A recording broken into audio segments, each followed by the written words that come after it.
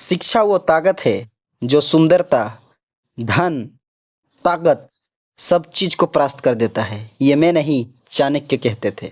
याद रखिएगा, चाणक्य हमारे भारत के महान शिक्षक हुआ करते थे और वो महानता की वजह से उन्होंने ये बताया कि शिक्षा ने ही उनको इतना महान बनने में मदद किया है। याद रखिएगा, शिक्षित व्यक्ति हर जगह सम्मान पाता है, ये उन्हीं का वचन है। ठीक है, चलिए अभी मैं आपको ऐसा क्यों कह रहा हूँ ये भी मैं आपको बताता हूँ। इस वीडियो लेक्चर में मूल रूप से मैं आपको ये बताने जा रहा हूँ कि किस तरीके से आप जो है अपने एग्ज़ाम की तैयारी कर सकते हैं। देखिएगा, मैट्रिक, इंटर, इसमें हर कोई मदद कर लेता है, लेकिन जैसे ही आप यूजी में चले जाते हैं फिर आपको मदद करने वाला कोई नहीं रहता। ना आपको कोचिंग संस्थान मिलते हैं आसपास में कहीं भी, ना ही आपको कोई ये तरीका बताता है कि आपके सिलेबस को आप किस तरीके से पढ़ें कि आप अच्छे मार्क्स आ सकें। इसलिए आप जैसे कितने सारे स्टूडेंट ना जाने अपनी पढ़ाई इंटर के बाद छोड़ देते हैं, कहीं काम धंधा देख लेते हैं, ये वो कर लेते हैं जाके, लेकिन वो पढ़ाई से छूट जाते हैं। सरकार चाहती है कि आप आगे जाके पढ़ें और वो पढ़ाई करेंगे, रिसर्चर माइंड बनेंगे, सब ग्रेजुएट बनेंगे, मास्टर डिग्री लेंगे, पीएचडी करेंगे तो देश का भला होगा। याद रखिएगा कि जब देश का भला होगा तो देश आगे जाएगा। आप पढ़ाई छोड़ के देश डुबा रहे हैं, आपको पढ़ाई करना पड़ेगा और पढ़ेंगे जब तो देश आगे बढ़ेगा। याद रखिएगा। तो अगर आप यूजी में हैं, सेमेस्टर 1 में हैं और अभी भी आप सही तरीके से नहीं पढ़ रहे हैं और सिर्फ ये अंदाज़ा लगा रहे हैं कि जैसे तैसे पास होकर पार हो जाना है, तो ये एक देश के लिए खतरा है। आपके लिए खतरा तो है ही, वो देश के लिए भी है, क्योंकि हमारा देश का युवा कमज़ोर होगा तो देश कमज़ोर होगा। भारत में सबसे ज़्यादा युवा लोग रहते हैं, यंग लोग रहते हैं, सबसे ज़्यादा युवा लोग। ठीक है, तो आप उन युवाओं में ही हैं और आपको ही मजबूत बनना पड़ेगा। अब आप ये ध्यान रखिएगा कि मैट्रिक और इंटर में बड़ा ज़बरदस्त मन करता था पढ़ने का, अब वो मन कहाँ गया? वो तो उससे भी ज़्यादा मन था मैट्रिक में, फिर इंटर में थोड़ा कम हो गया, यूजी में कम हो गया। ऐसे क्यों हो रहा है? दरअसल आप बड़े हो रहे हैं, जिम्मेदारियां आ रही है, इसके अलावा आपके जो क्लासमेट थे वो छूट छूट के दूसरे कामों में जा रहे हैं। इसके अलावा आपके पास जो चैलेंज आते थे ना, वो चैलेंज भी धीरे धीरे क्या हो रहा है? ख़त्म हो रहा है। तो इसलिए आप क्या हो रहे हैं? आप धीरे धीरे कमज़ोर हो रहे हैं। लेकिन ये प्रकृति है, ये नेचर का रूल है कि वो आपको धीरे धीरे अकेला करके आपको वो चैलेंज देते रहेगा कि आप खुद से खुद को कितना मजबूत कर पाते हैं या नहीं। साथ जैसे बोलते हैं ना कि झुंड में तो सब कोई काम कर लेता है, लेकिन जब अकेले करने की बारी आती है ना, तो ऐसे लोग जो होते हैं ना वो बहुत कम होते हैं। इन्हीं लोग को शेर कहा जाता है। याद रखिएगा, क्योंकि जब आप कोई काम करते हैं, जैसे कि पढ़ाई कर रहे हैं, आप बहुत महान काम कर रहे हैं, पहले अपने आप पे गर्व कीजिए। 1 मिनट सोचिए, आप पढ़ रहे हैं और ये दुनिया का सबसे अच्छा काम है। आप देश के लिए काम कर रहे हैं, आप अपने परिवार के लिए, अपने आने वाली पीढ़ियों के लिए, आप अपने लिए काम कर रहे हैं कि मेरा टाइम बर्बाद हो रहा है पढ़ के। ऐसा बिल्कुल भी नहीं है। ये जो आप मोटिवेशनल वीडियोस देखते हैं ना यहाँ वहाँ कि पढ़ाई बेकार है, भारत का एजुकेशन सिस्टम बेकार है, ये बेकार है, ये बोलने वाले लोग खुद पढ़ के ही ये बोल रहे हैं। अगर वो पढ़े नहीं होते ना तो आज वो बोल नहीं पाते वहाँ पे बैठ के। तो उनसे जाकर पूछिए कि अगर आप पढ़े लिखे नहीं होते तो क्या अभी आप एजुकेशन सिस्टम पे दोष लगा सकते थे? नहीं। इसी एजुकेशन सिस्टम ने आपको पढ़ के वहाँ बैठाया है, आप वहीं से बैठ के इसको गाली दे रहे हैं। सवाल ये है, ठीक है, कोई चीज़ बेकार नहीं होता है, उसको कोई किस तरीके से लेता है वो खतरनाक होता है। ठीक है, आपने अच्छे तरीके से ले लिया और आपने जो है इसका यूज कर लिया, ठीक है, तो वो देश के काम में आ जाएगा। आपने उसको गलत तरीके से यूज कर लिया, वो नुकसानदेह हो गया, आप उसे गाली देना शुरू कर देंगे, आपको नौकरी नहीं मिले, ये नहीं मिला, वो नहीं मिला। ठीक है, तो याद रखिएगा कि एजुकेशन वो ताकत है जो पूरी दुनिया को बदल सकता है। ये नेल्सन मंडेला ने कहा था, याद रखिए। तो अगर पूरी दुनिया के लोगों ने एजुकेशन को इतना सराहा है तो आप उसको जो है कमज़ोर मत होने दीजिएगा। ठीक है, और जो व्यक्ति अपने आप को ताकतवर बना लेगा वो व्यक्ति ऑटोमेटिकली देश को ताकतवर बना ही देगा। ठीक है, तो याद रखिएगा इसको। अभी मैं आपको बताने जा रहा हूँ किस तरीके से आप जो है डिजिटल एजुकेशन की तैयारी कर सकते हैं और इस प्रकार से आपके जितने भी सब्जेक्ट हैं, हिंदी है आपका, मेजर पेपर है आपका, माइनर पेपर है आपका, एमडीसी है, ये सारे चीज़ों की तैयारी कर सकते हैं। अगर आपको नहीं पता कि आपके, अभी मैं ये मूल रूप से जो है सेमेस्टर 1 के स्टूडेंट के लिए बता रहा हूँ। ठीक है, सेमेस्टर 1 और वो सेशन है 2023 से 2027 वाला। ठीक है, तो 2023 से जो 2027 वाले सेशन के स्टूडेंट हैं आप सभी को मैं ये कह रहा हूँ कि किस तरीके से आप जो है डिजिटल एजुकेशन की तैयारी कर सकते हैं। हालांकि बाकी सब्जेक्ट को भी ऐसे आप तैयारी कर सकते हैं, लेकिन मैं इसको समझा दे रहा हूँ। ठीक है। डिजिटल एजुकेशन एक ऐसा पेपर है जो कि इंग्लिश में आने से एकदम दिमाग के होश उड़ा देता है कि भाई इंग्लिश में आ गया ये वाला, अब इसका क्या करेंगे। ठीक है, तो ये याद रखिएगा, ये इंग्लिश में पेपर आ सकता है। पिछला बार इंग्लिश में आया था, इस बार पता नहीं क्या होगा, लेकिन इंग्लिश में आने की संभावना ज़्यादा है।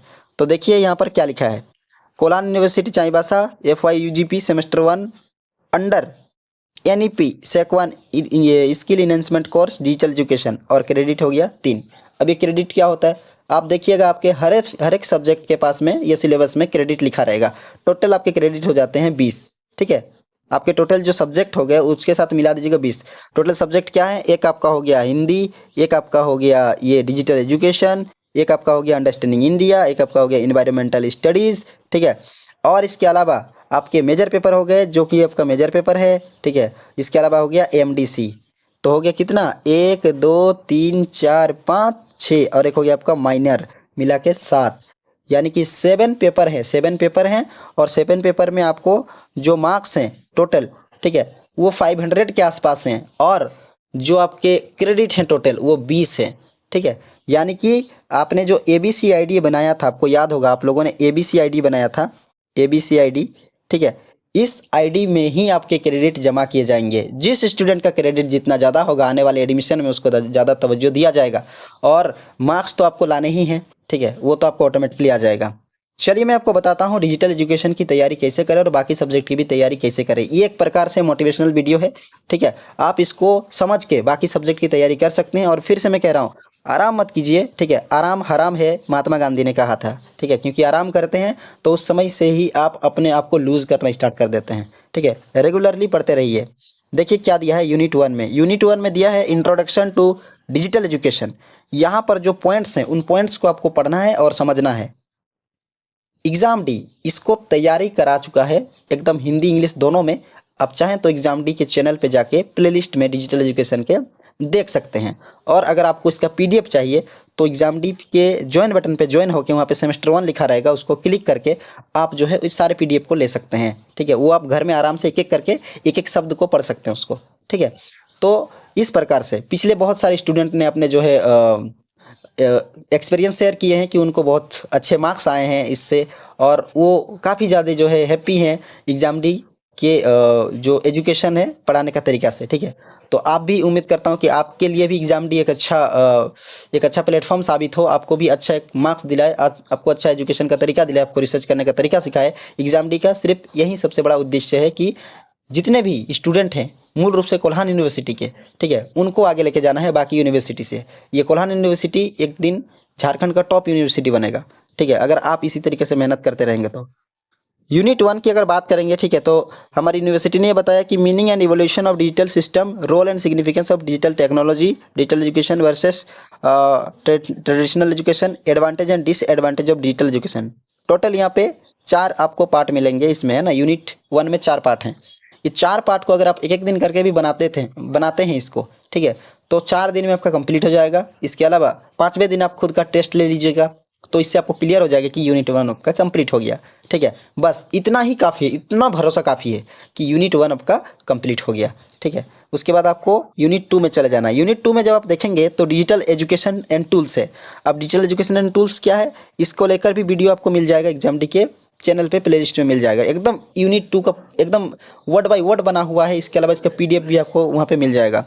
Information and communication technology and tools, इसमें इंटरैक्टिव टूल्स हैं और क्रिएटिव टूल्स हैं। जो इंटरैक्टिव टूल्स हैं उसमें Microsoft teams, Google classroom, LinkedIn आते हैं, और जो क्रिएटिव टूल्स हैं उसमें Google slide, Google spreadsheet, Google form और यूट्यूब आते हैं।